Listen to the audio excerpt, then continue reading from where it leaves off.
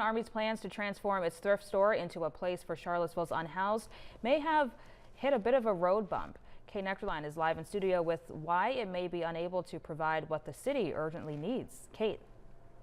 That's right, Aaron. A low barrier shelter is, by definition, a shelter without many requirements for entry.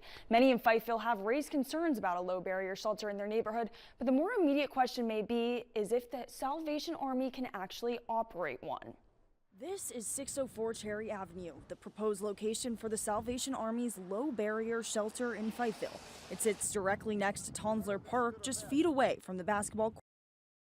Envisioned here is a place to sleep without high barriers to entry. Shelter that lets anyone be there under pretty much any circumstances, but those people are still held to behavioral responsibilities while they're there to ensure that everyone remains safe. Matthew Gillikin lives in Fifeville and is co-chair of Livable Seville. He says the Salvation Army has expressed interest in not only owning but operating the shelter. The Salvation Army must follow likely to fit the definition of low barrier. Due to some regulations beyond the local Salvation Army's control, they might have to have some requirements around providing identification and around substance use that would not typically be the type of requirements you would see in what's called a low barrier shelter. Gillikin says the city urgently needs a low barrier shelter, and right now the Salvation Army is the only applicant.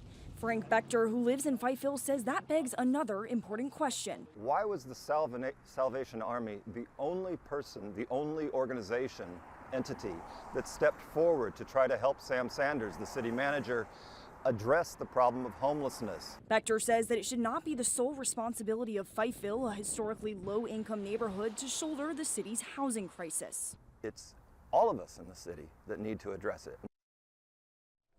We reached out to City Manager Sam Sanders and the Salvation Army.